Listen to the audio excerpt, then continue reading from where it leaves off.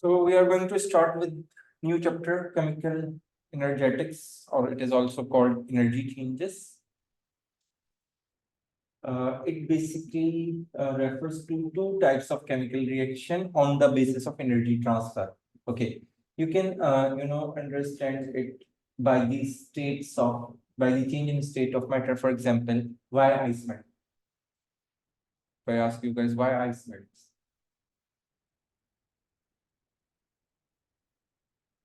yes, Because of heat melting.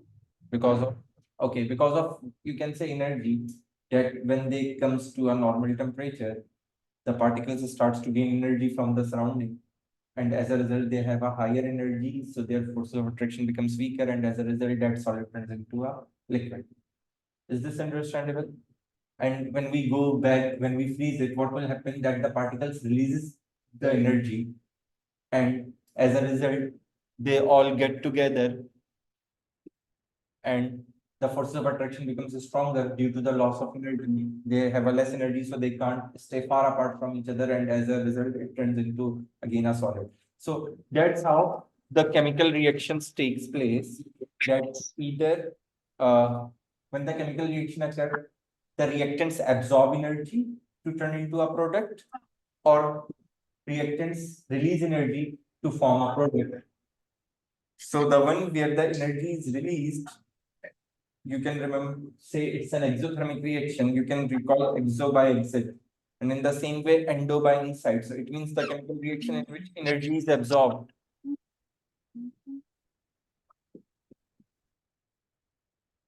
Okay. So the chemical reaction in which energy is absorbed are endothermic reaction, and the one where the energy is released are called exothermic reaction. So how can we identify whether the reaction is taking place that is exothermic or endothermic? We can identify.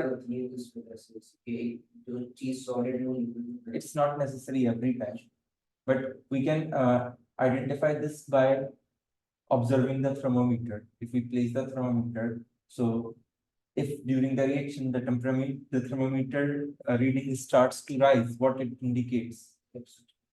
Yeah, it's exothermic because the energy is released, and that's why the temperature is raising. And for endothermic, the temperature, the energy is taken in, so the temperature gets lower.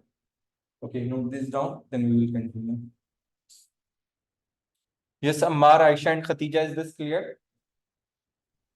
Yes, sir. Okay.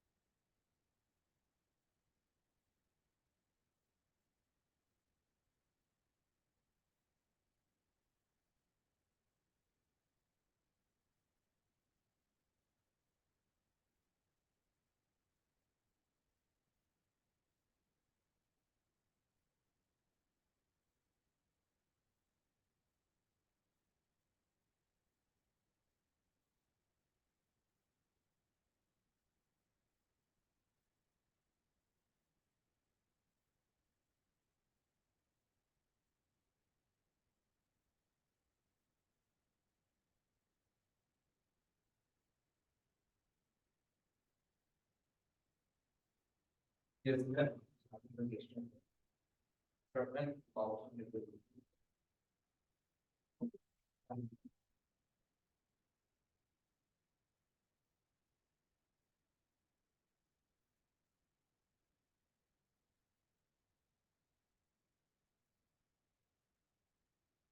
Okay, till here, is this clear to all of you? Okay. Yes, sir.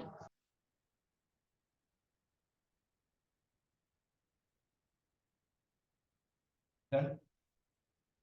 Yes, Aisha, Ammar, and Khatija, are you guys done writing? Yes, sir. Yes, sir. Okay. So see, this kind of graphs can be mostly provided to you in the paper one MCQ based questions, and there they have asked. So see, what misconception a student do here, that see what happening to the temperature, it is raising, right?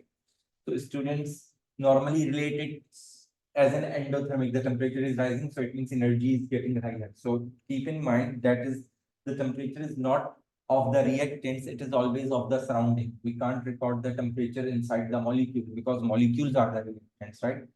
So molecules when gains energy, the temperature of the surrounding would decrease, and thermometer always record the temperature of the surrounding. Okay. So in this case, you have to keep this in mind. If the temperature is getting higher and then coming to the room temperature back, it's an exothermic reaction. And if during the reaction temperature goes down and then comes to the room temperature, then it's an endothermic.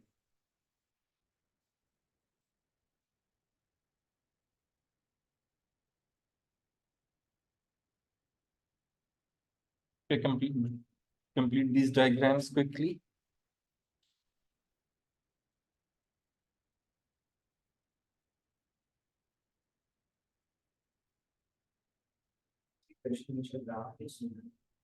Hmm?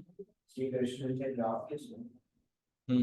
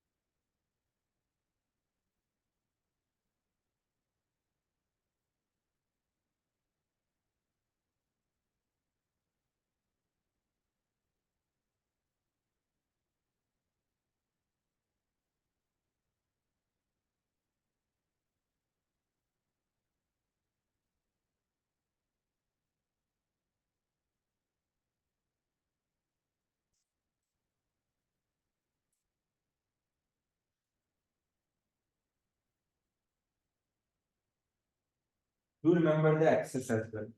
That y-axis is temperature and the axis is reaction progress.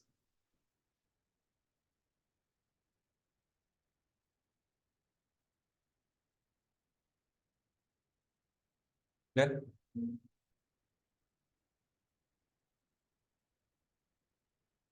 Yes, everybody done? Yes, sir. Okay. So then we have a enthalpy change. So what enthalpy is? You can just say it's a synonym for energy. It means energy. So if as we discussed that the energy is being released or absorbed, so there must be a amount of energy that is released from the reactants in the exothermic reaction. And in the endothermic reaction, there must be some amount of energy which is gained or absorbed by the substance. So that amount which during the reaction either absorbs or released, that amount is called enthalpy change of that reaction. It varies from for every reaction. Okay, so that amount is always different for every reaction, and that amount of energy which is either released or absorbed during a reaction is enthalpy change. And if the reaction is exothermic, then the enthalpy change value would be negative. The value would be like, for example, -90, -14, or -200. So for endothermic reaction, it is always positive. So the sign of the enthalpy change would help us to identify whether the reaction is exothermic or endothermic. Is this clear? Yes, sir. Sir, I have a question. Yes. That in the diagrams here is written reaction ends. So it means it is due to the enzymes. No, it's not necessary. See, it's how we can identify that the reaction ends, because if the reaction is continues to happen, the temperature would get more higher. So when the temperature starts falling, it it that is the point. That is the indication that it means the reaction has stopped. That's why there is no further increase in temperature or decrease in temperature, and it is getting back to the normal temperature. Okay, sir. Yes, Ammar and Aisha, is this clear to you both as well? Yes, sir.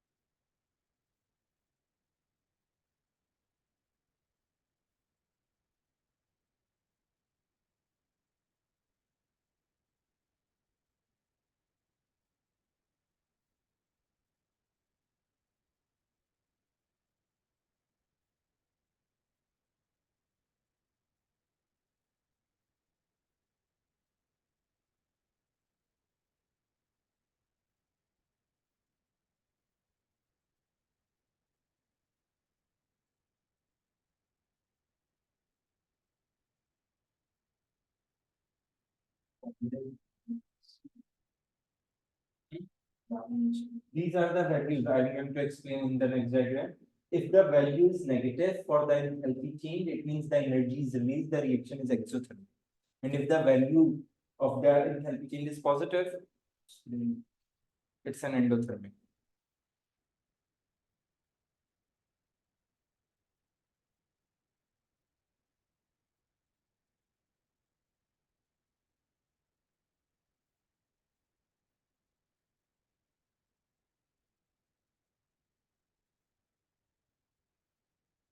Is everybody done?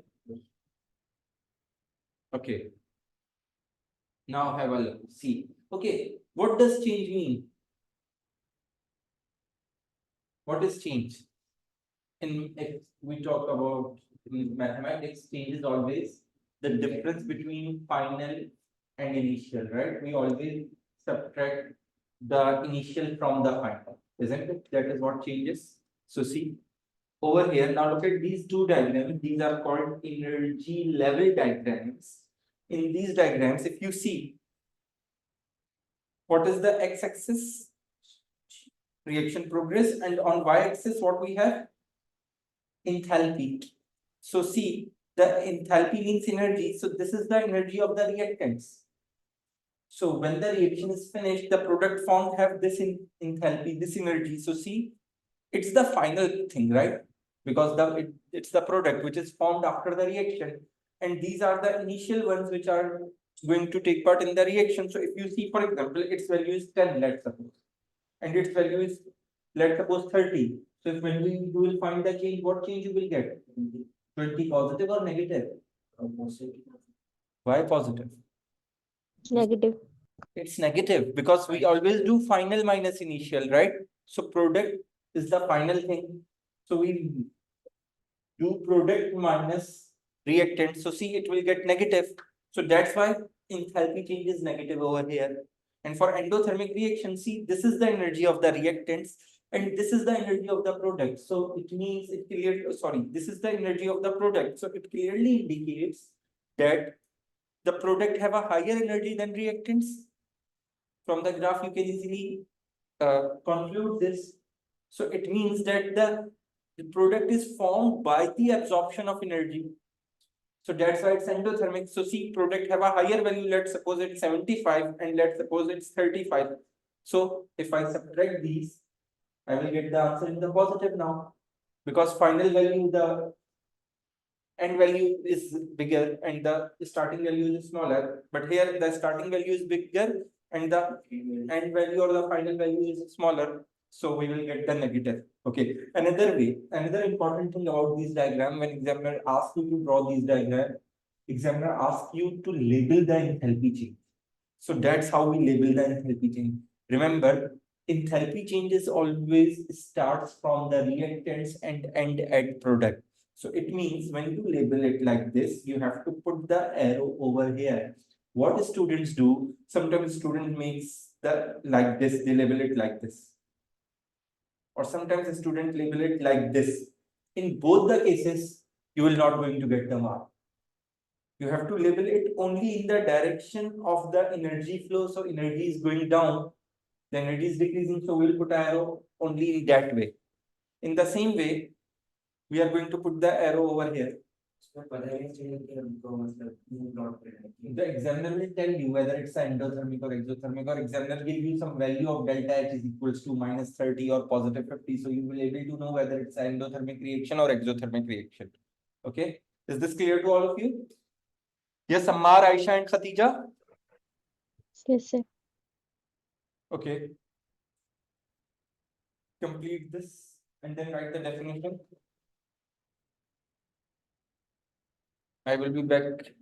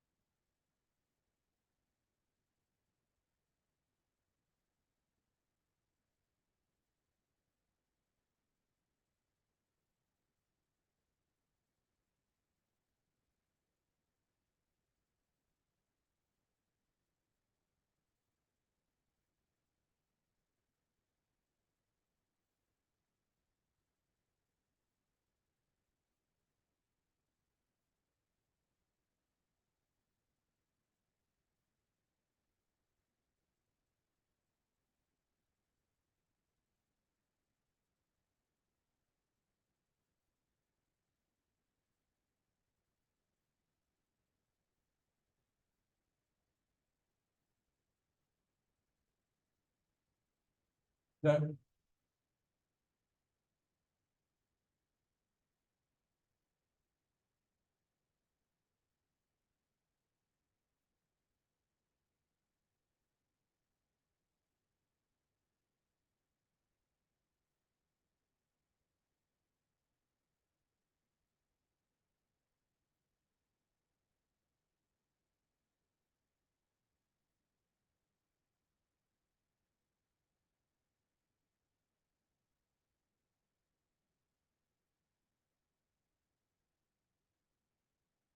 Then, yes, everybody done till here? Yes, sir. Okay. So what is activation energy? It is the energy, or you can say the amount of energy which must be possessed by the reactants if they have to convert into product. If they are reactant, but they are at the lower energy, they don't have that amount of energy, then they would not be going to convert into product.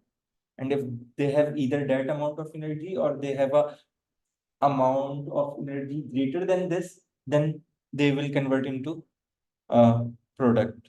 And so that's amount of energy is called activation energy. Is this clear?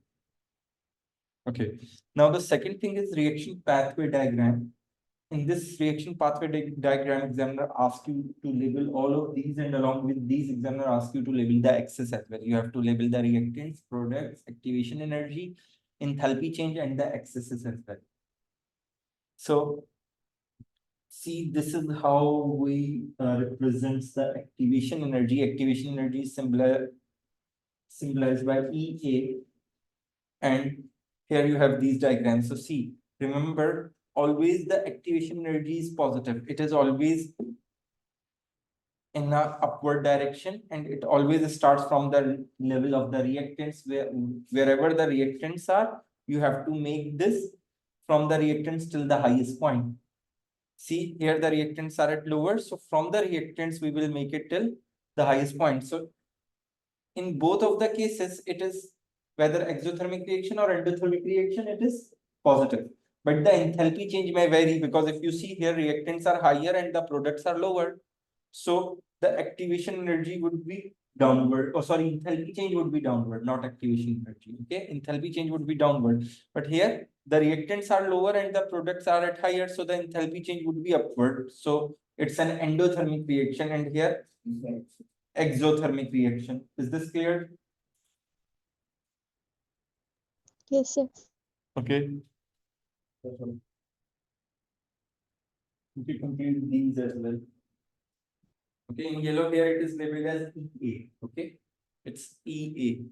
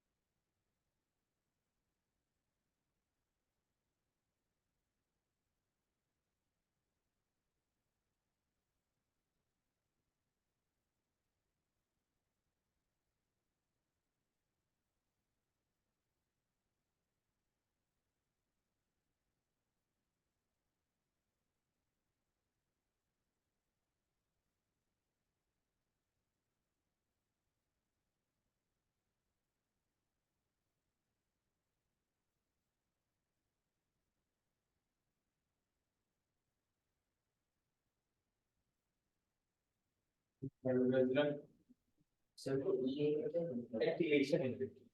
the amount of energy which is needed to start the reaction or to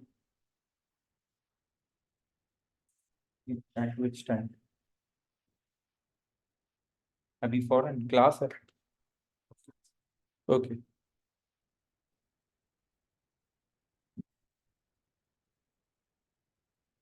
Okay.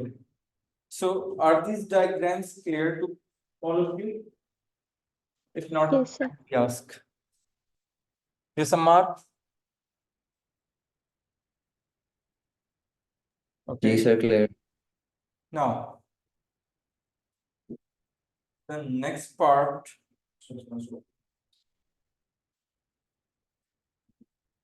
yes, is about that how the reaction occurs and what happens during the bond making and the bond breaking.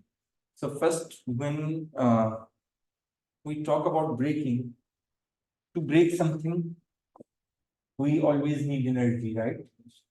So it means that breaking is always an endothermic process. So in the same way, when we talk about breaking of a bond, it is also an endothermic process because when the particles gain the energy, they overcome the attractive forces and as a result, bonds are broken. Is this understandable? So Yes, sir. bond breaking is endothermic. The energy is being absorbed during the bond breaking, so it clearly indicates that bond making will be exothermic. It is going to be exactly opposite to the endothermic, right? So it means when the bonds are formed, the energy is released. Is this clear? Okay. Now, these are the three things which are very important that whenever the chemical reaction occur, normally both bond breaking and bond making occurs. You have to understand this thing that during the chemical reaction, both bond breaking and bond making occurs. What will happen that the reactant particles, their bonds are broken, and in that time the energy is absorbed.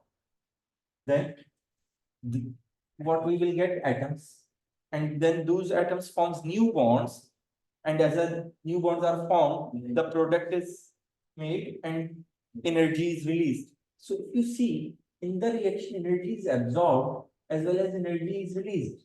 So how can we say whether it's in exothermic or endothermic? Enthalpy change. Yeah, what enthalpy change? Yes, you are right. So it actually product is depends. No, it actually depends that how much energy is absorbed and how much energy is released. For example, the energy absorbed is 100 kilojoule, let's suppose, and the energy released is 70 kilojoule. So what will happen? See, it means that the net change is positive 30 kilojoules. It means that still 30 kilojoule energy is in excess which is absorbed. So it's an endothermic reaction. So in the same way, for example, the energy absorbed is 50 kilojoules and the energy that is released when the products are formed is, let's suppose, 90. So now what will happen? Then 90 will be the exit. So no, you have to change, look at the change. We are talking about change. So if you look at the change will be negative or positive? Negative, right? It means that the more energy is released and the less energy is absorbed. So the reaction becomes exothermic, right? And here in this case, when the energy released is, for example, positive 700 and the energy absorbed is positive 700 and the energy releases 390. So see, lesser energy is released and more energy is absorbed. So what would be the reaction, endothermic or exothermic? Endothermic. Is this understandable? Yes, Ammar, Aisha and Khatija? Yes, sir. Okay. So see over here. Okay, first note these down along with the equation. Then we will discuss later.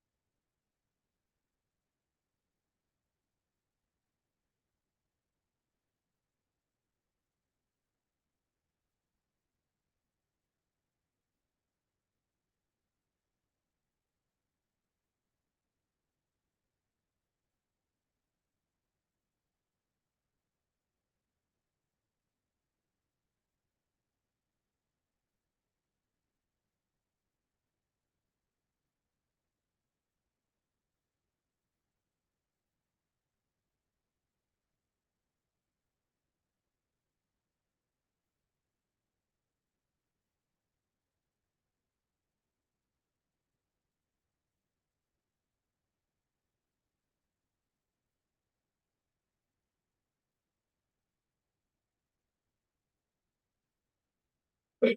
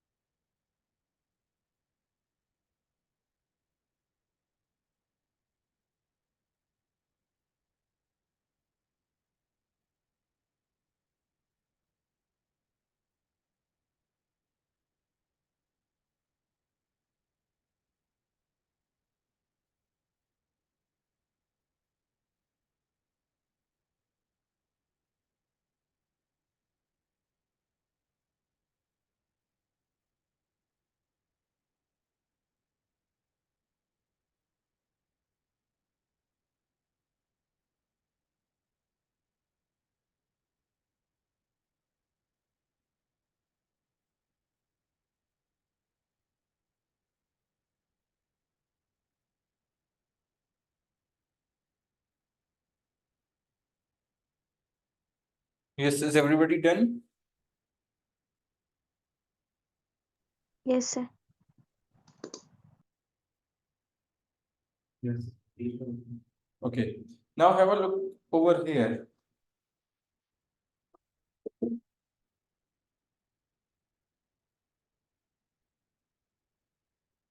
On y-axis,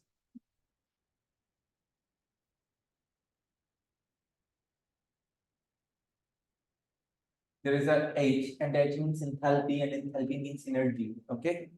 So look at this reaction. There is a nitrogen, 1 mole, hydrogen, 3 moles, which are reactants, and they are converting into ammonia, 2 moles, and the delta H is negative, which means the reaction is exothermic. So if you see, if it's nitrogen, then its structure must be like this.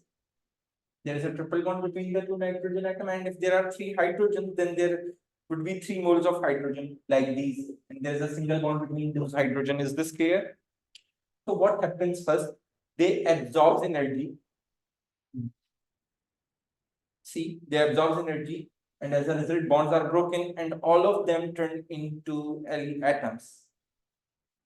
Is this clear? Yes, Ammar, Aisha, and Khatija, is this clear? Yes, sir. Okay. Now, after this, they will form bonds, and when the bonds are formed, energy is released, and they turn into product, which is NH3, H, 2 moles. Now, if you see the thing that this reaction is in the enthalpy change is negative. Why it's exothermic? Because we can see this is the magnitude of the energy, right, on this axis. So if you see over here, let's suppose this is 0, this is 50, and this is 100. So how much energy is absorbed? 50. And how much energy is released? How much energy is released? Start 100. here it starts from here, right? So 100 till 0, so 100. So see, the amount of energy absorbed is lesser, and the amount of energy which is released is higher. So which makes this reaction exothermic. And if the reaction is endothermic, then the amount of energy absorbed must be higher, and the energy that is released during the bond forming must be lesser. Is this clear? Have you guys made this diagram or not? Okay. So this is what I have explained it. This is written over here, and examiner asks you to write these answers, these reasoning. Examiner always asks you to write these reasoning. So complete this quickly.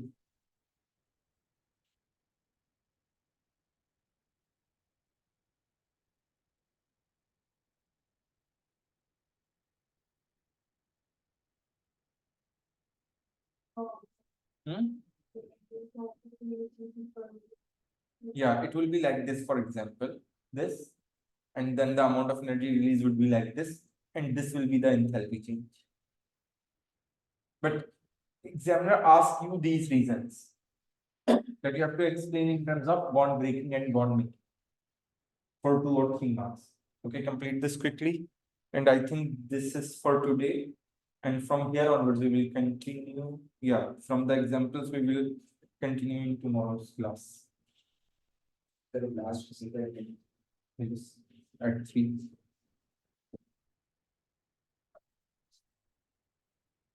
You're welcome.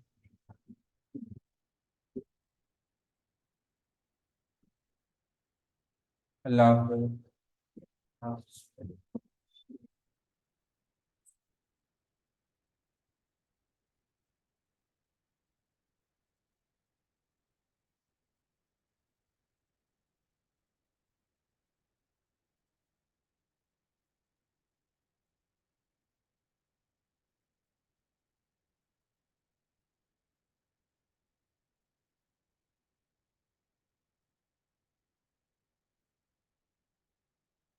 Miss Khatija, are you done as well?